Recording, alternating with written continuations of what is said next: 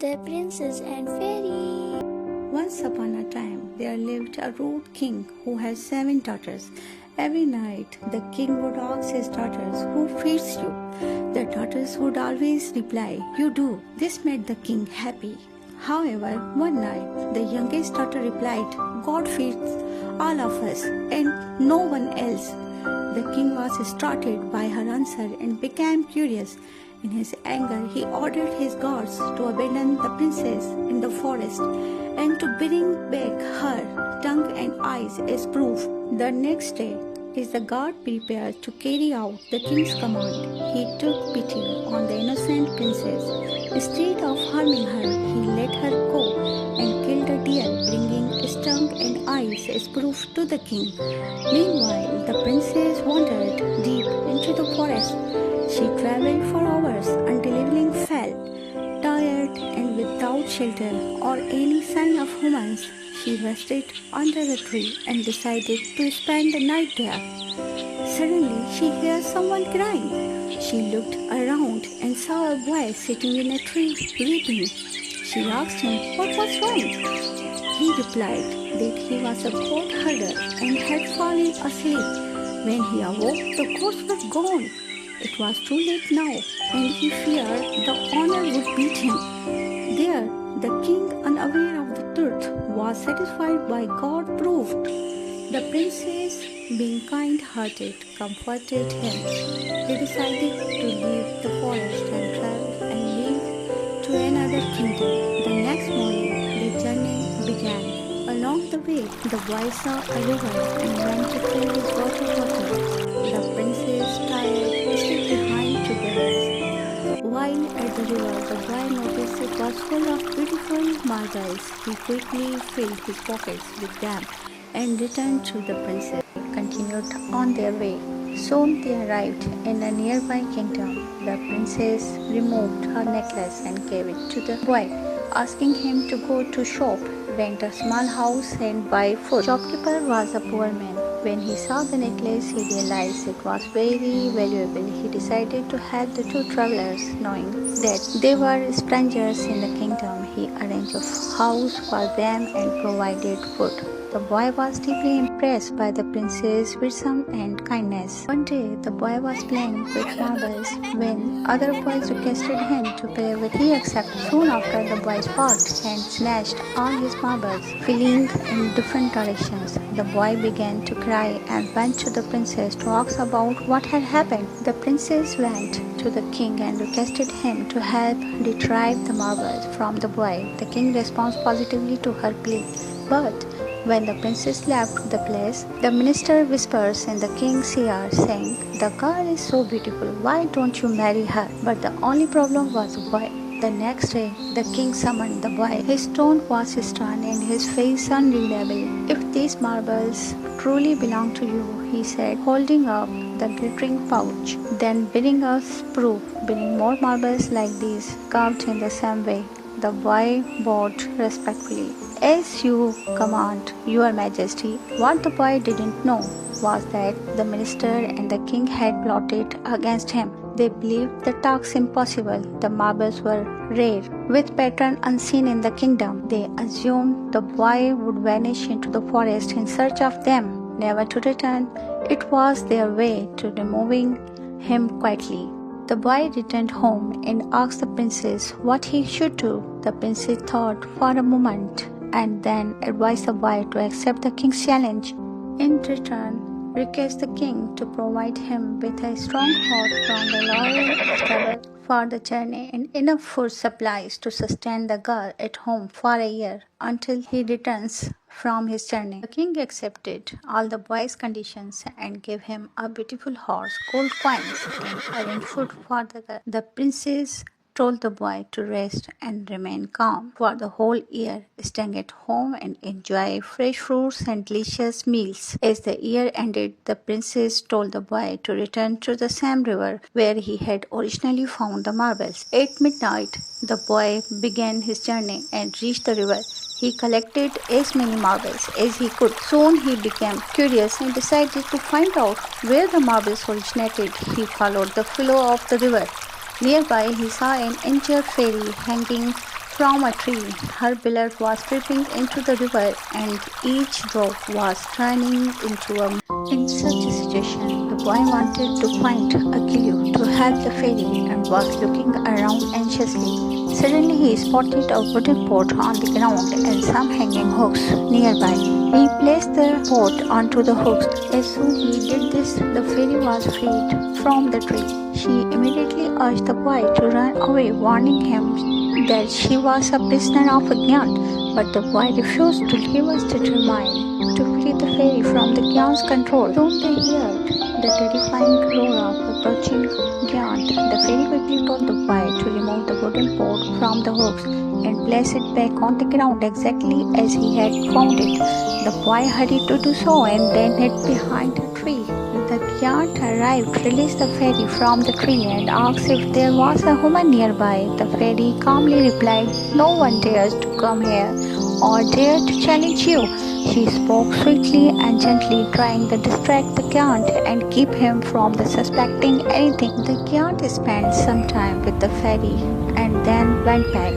Once he was gone, the boy stepped out from the hiding place and freed the fairy from the tree, urging her to run away with him. But the fairy revealed that she was under an enchanted caused by Gyan. She explained that if she tried to escape, the Gyan would find her again, and this time he might also harm the boy for interfering. The boy asked if there was a way to stop the Gyan forever. The fairy revealed the Gyan's soul is hidden inside a parrot.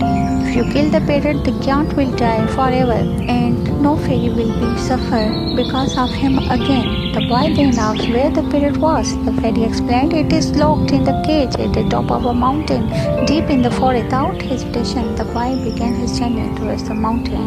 After a long and difficult climb, he reached the top and found the cage. He killed the parrot, and at that moment, the Gyan appeared, but it was too late. He failed to protect his soul and collapsed, defeated forever.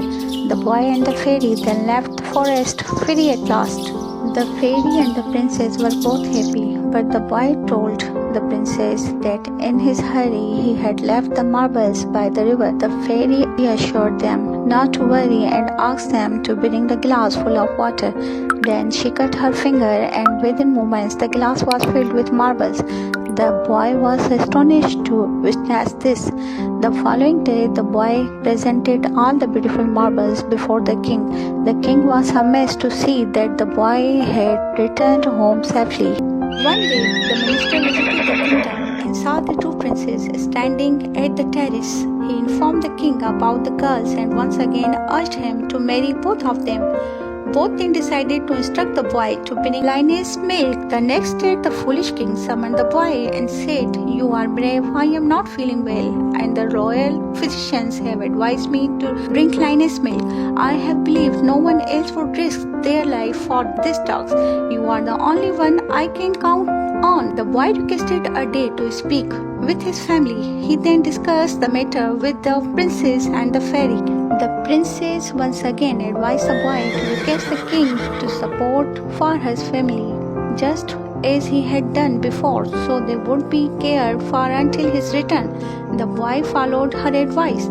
The king did so, and his family spent the entire year happily at home, enjoying delicious food and a peaceful life.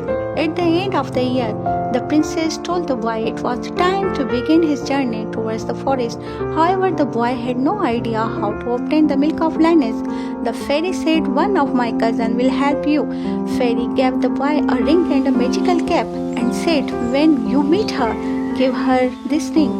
The fairy explained, "She will recognize this as mine and help you complete the task."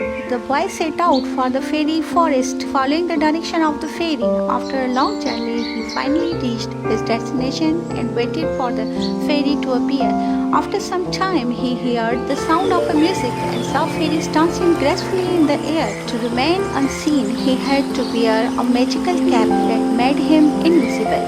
He sat under a tree and watched in awe as the fairy floated through the air. She was sitting on a crown-shaped seat and gently approached a man to embrace him.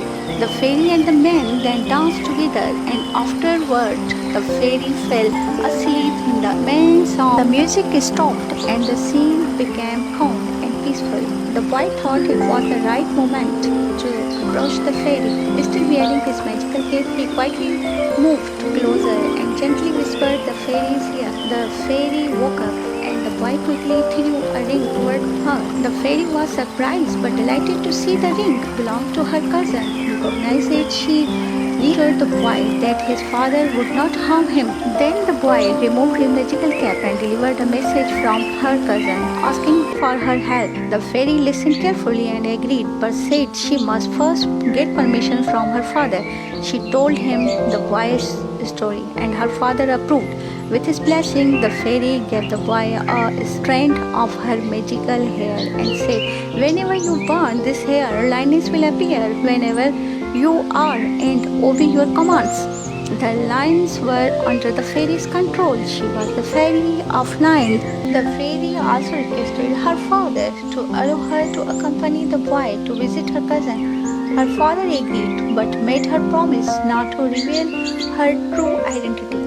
The boy and the fairy returned to the kingdom. When the fairy saw her cousin, she was surprised. The two were extremely happy to meet again.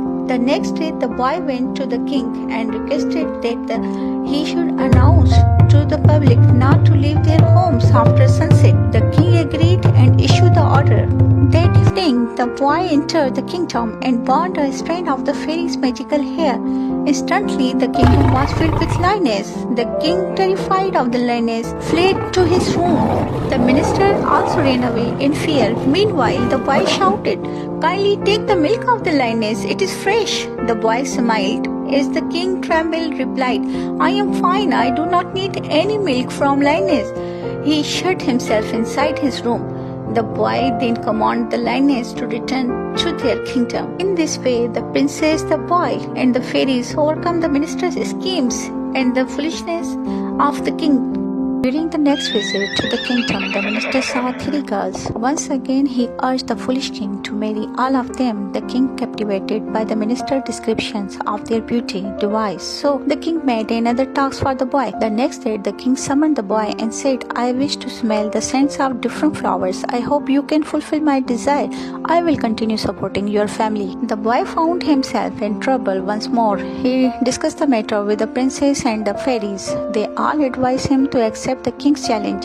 The boy lived peacefully for the rest of the year, but at the end of the month, he set out on a journey into the forest to fulfill the task. In the forest, the boy searched for different flowers but could not find any. Eventually, he came across 7 empty beds. He waited for a while, then lay down on one and fell into a deep sleep. The sound of laughter awakened him. A fairy was laughing, and with every laugh, beautiful flowers spilled out from her mouth. Other fairies were dancing and teasing her. The boy quickly got up and began collecting the flowers. The fairies stopped dancing. Astonished by the boy's actions, one of them asked, "Who are you?" The boy told them everything. The fairy replied, "You do not need to collect the flowers. It is our tradition that if anyone sleeps in a fairy's bed, be it human, giant or animal, that fairy must go with him." Flower fairy said, "So, according to our tradition, I will go with you." The next day, the boy told the king to keep one room empty. King obeyed. The new fairy entered the room and began to laugh. Instantly, the room filled with flowers and their fragrance was divine. Within moments, the kingdom was transformed into a beautiful garden full of blooming flowers and fluttering butterflies. The overwhelmed king pleaded with the boy to stop it all. The boy heartily smiled and returned home. The fairy and the boy were very happy.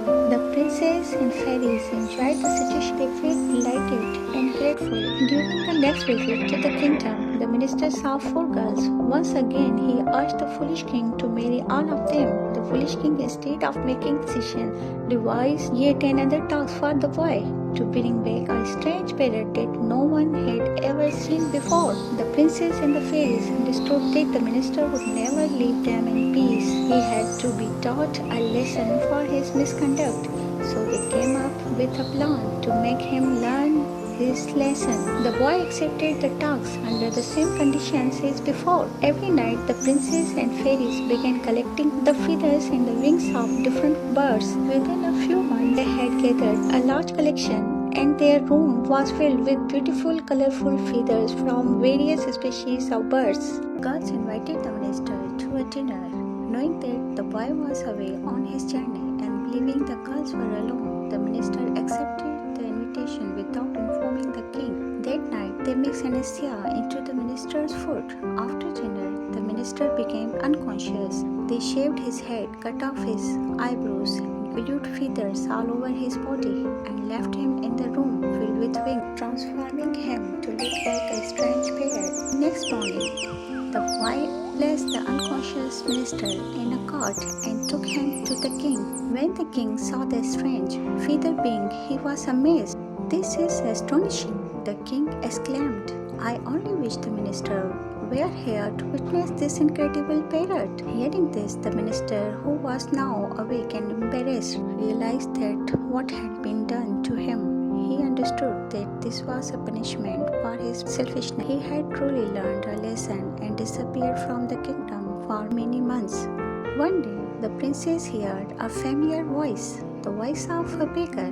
She ran to the door and was shocked to find her father in a pitiful condition. The king was equally surprised to see his daughter alive. She asked what had happened. The former king explained that the greedy minister had overtaken his kingdom. After marrying off all his daughters and ruling with arrogance, he had lost his people's trust. The minister deceived the king, took control, and caused the downfall of the kingdom.